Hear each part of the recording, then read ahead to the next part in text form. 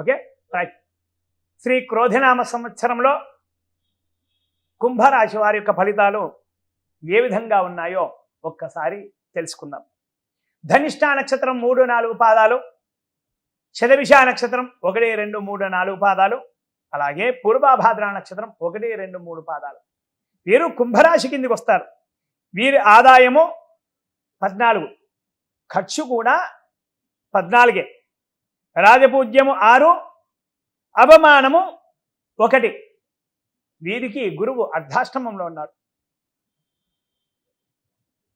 అలాగే శని, ఏలినాటి శని, అలాగే కేతువు అష్టమంలో ఉన్నాడు. గత సంవత్సరం ఏ విధంగా ఉందో కుంభరాశి వారికి ఈ సంవత్సరం అదే విధంగా ఉండడమే కాకుండా ఇంకా కొద్దిగా అధికంగా సమస్యలు వచ్చేటువంటి అవకాశాలు ఉన్నాయి. వీరు చాలా చాలా జాగ్రత్తలు వహించాలి.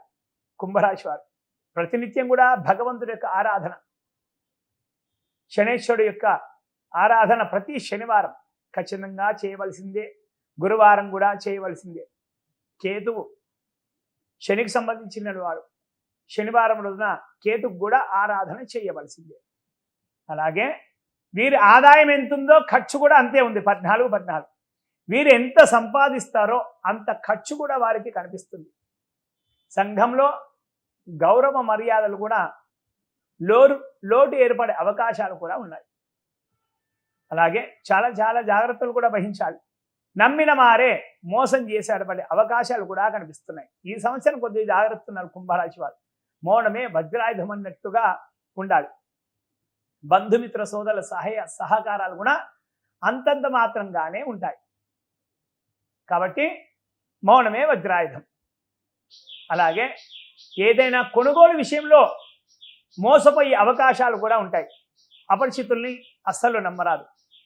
అలాగే ఎంత స్నేహితులైనా సరే, ఎంత ఆప్తమిత్రులైనా సరే, వారు ఏదైనా కొనుక్కుంటున్నారంటే, వారు ఏదైనా అప్పు చేస్తున్నారంటే కనుక ఆ విషయాల్లో తలదూర్చొద్దు. సాక్షి సంతకాలు అస్సలు కూడా పెట్టవద్దు. రుణాలు చేయవలసినటువంటి అవసరం వస్తుంది. అది ఎంత మేరకు అవసరమో రుణం అంతే తీసుకోవాలి. అంతకు మించి స్థాయికి మించి రుణాలు అస్సలు తీసుకోకూడదు. గృహంలో శుభకార్యాలు అవుతాయి, కానీ ధనము నీళ్ళలా ఖర్చు అవుతుంది. ధనం ఖర్చు పెట్టేటప్పుడు తగు జాగ్రత్తలు ఖచ్చితంగా తీసుకోవాలి. అలాగే ఉద్యోగస్తుల విషయానికి వస్తే కనుక వీరికి గడ్డు పరిస్థితి అన్నట్టుగా ఉంది. పని ఒత్తిడి చాలా ఉంటుంది. పై అధికారుల ఒత్తిడి కూడా చాలా ఉంటుంది. తోటి ఉద్యోగుల యొక్క సహాయ సహకారాలు అంతంత మాత్రమే. నిరుద్యోగులకు కూడా ఈ సంవత్సరం నిరాశ అన్నట్టుగా ఉంది. ప్రైవేటు సంస్థల్లో పనిచేసేవారు వారు అలాగే ఈ సంవత్సరం అదే సంస్థలో కొనసాగిస్తే కనుక చాలా చాలా మంచిది. వేరే కంపెనీకి అధిక జీతానికి వెళ్దామని చాలామంది కూడా ప్రయత్నాలు చేస్తుంటారు. అక్కడ జాబ్ కన్ఫర్మ్ అయితేనే వెళ్ళండి. గాలి మాటలు విని వెళ్ళకూడదు. ఎందుకంటే ఇక్కడ ఉద్యోగం అవుతుంది, అక్కడ ఉద్యోగం అవుతుంది కదా. చిన్న చిన్న ఉద్యోగస్తులు కూడా ఈ సంవత్సరం అంతంత మాత్రంగానే ఉంటుంది. ఎంత సంపాదిస్తే అంత ఖర్చు అన్నట్టుగా ఉంటుంది. అలాగే రాజకీయ నాయకుల విషయానికి వస్తే కనుక వీరికి కూడా గడ్డు కాలమే. ఎంత మౌనంగా ఉంటే అంత మంచిది. ప్రజల్లో తిరగాలి. సమయం దొరికింది. సమయం దొరికినప్పుడు ప్రజల్లో తిరిగి ప్రజల యొక్క కష్టాలు తెలుసుకునే ప్రయత్నాలు చేయాలి, కష్టపడాలి. ఎన్నికల్లో పోటీ చేస్తే కనుక అపజయం అనేది తప్పదు. అలాగే నమ్మిన వారే మోసం చేసేటువంటి అవకాశాలు కూడా ఉన్నాయి. వెన్నంటే ఉండేవారు కూడా వారు మీకు దూరం అయ్యే అవకాశాలు కూడా కనిపిస్తున్నాయి. కాబట్టి ఈ సంవత్సరం రాజకీయ నాయకులు కూడా భగవన్నామ పాలన చేస్తూ సైలెన్స్గా ఉంటే చాలా చాలా మంచిది. అలాగే కళాకారులు, cine industry, media, electronic, printing media వీళ్ళ విషయానికి వస్తే కనుక వీరు కూడా చాలా చాలా జాగ్రత్తగా ఉండాలి. ప్రతి విషయంలో కూడా ఆచితూచి అడిగి వేయాలి. సినీ రంగంలో అవకాశాలు అంతంత మాత్రమే. అవకాశాలు వచ్చినా కూడా ఏదో చిన్న చిన్న అవకాశాలు రావచ్చు. ఆ వచ్చినటువంటి అవకాశాలు మీ స్థాయిని బట్టి రాకుండా చిన్న అవకాశాలు రావచ్చు. ఆ చిన్న అవకాశాన్ని పెద్ద అవకాశంగా భావించి సద్వినియోగపరుచుకుంటే కనుక చాలా చాలా మంచిది. మంచి పేరు కూడా గడిస్తారు కూడా. సినిమాలు తీసేటువంటి వారు పెద్దవారి యొక్క సూచనలు జాగ్రత్తలు పాటించి సినిమా తీయాలి. పనులు ఆలస్యంగా కూడా జరుగుతాయి. మీ కింద పనిచేసేటువంటి టెక్నీషియన్స్ వల్ల కూడా కొన్ని ఇబ్బందులు కూడా రావచ్చు. మీరు చెప్పినటువంటి పనులు ఆలస్యంగా కూడా కావచ్చు.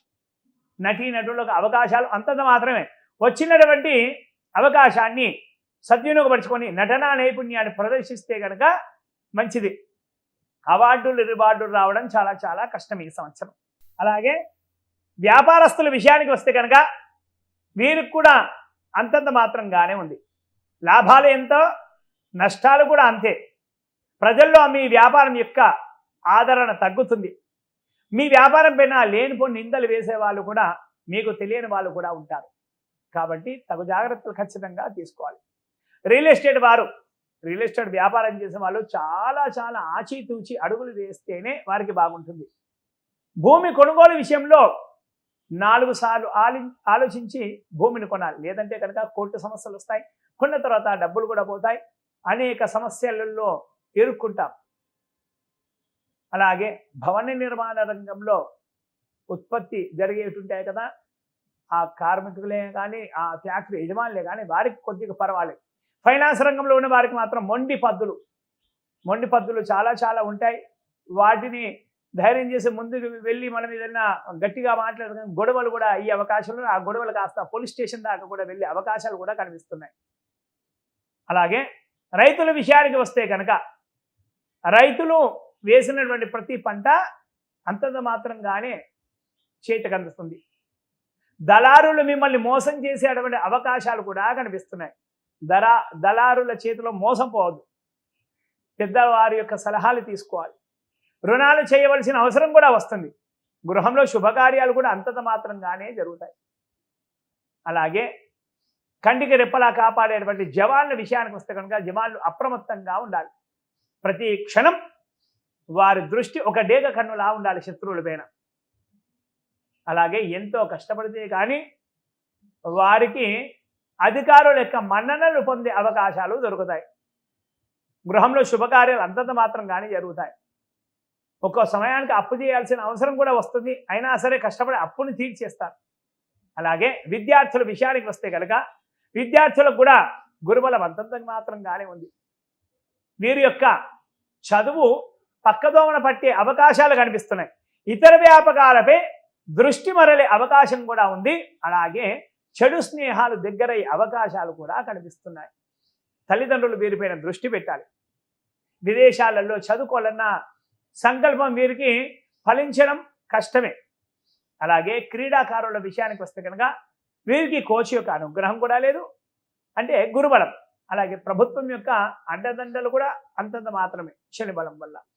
అలాగే అనారోగ్యం పాలయ్యే అవకాశాలు కూడా కనిపిస్తున్నాయి కేతువు వల్ల. జాగ్రత్తగా ఉండాలి. వీరు చాలా కష్టపడి ఈ సంవత్సరం అంతా కూడా ప్రాక్టీస్ చేస్తే చాలా చాలా మంచిది. అయినా పోటీ రంగంలో ఉన్నాం కదా మనం, ప్రతి ఒక్కరికి పోటీ అనేది కూడా ఇవ్వాలి. అవార్డులు రివార్డులు రావడం కష్టమే. జాతీయ అలాగే రాష్ట్ర జాతీయ జట్లలో స్థానం పొందడం కూడా కష్టమే. మొత్తం మీద ఈ రాశి వారిని పరిశీలిస్తే కనుక గురువు, శని, కేతు వీరి యొక్క ప్రభావం చాలా చాలా ఉంది. ప్రతి గురువారం శనివారం నవగ్రహ ఖచ్చితంగా చేయాలి. గురువారం గురువు బృహస్పతిని ఆరాధించి అక్కడే ఆలయంలో దత్తాత్రేయ స్వామి వారు కానీ, లేదా శివుడే కానీ, మేధా దక్షిణమూర్తి కానీ, లేదా శ్రీ లక్ష్మీ హయగ్రీవుల వారు దత్తాత్రేయ స్వామి ఆలయం ఉంటే కనుక వెళ్ళి దండం పెట్టుకోండి. ఆ దేవుళ్ళ యొక్క స్తోత్రాలు ఏవైనా సరే పారాయణ చేయండి. వీలేదగిన అభిషేకాలు చేయించండి. గురువారం రోజున ఆవుకు ఏదైనా అరటి పండ్లే కానీ గడ్డి కానీ వేయండి తినడానికి. గోమాత సేవ కూడా ఎంతో ఎంతో విశేషమైనటువంటిది. అలాగే శనివారం రోజున నవగ్రహాలు ఉన్నటువంటి శనీశ్వరుడికి తైలాభిషేకం, అలాగే కేతువు కూడా అర్చన, అలాగే ఆంజనేయ స్వామి వారికి ఆకుపూజనే కానీ, లేదా తెల్ల జిల్లేడు పుష్పాలతో, లేదా నీలిరంగు పుష్పాలు జిల్లేడు పుష్పాలు కూడా ఉండే వాటితో అర్చనే కానీ, లేదా సింధూరం స్వామివారికి పూజించడమే కానీ ఇలాంటి సేవలు.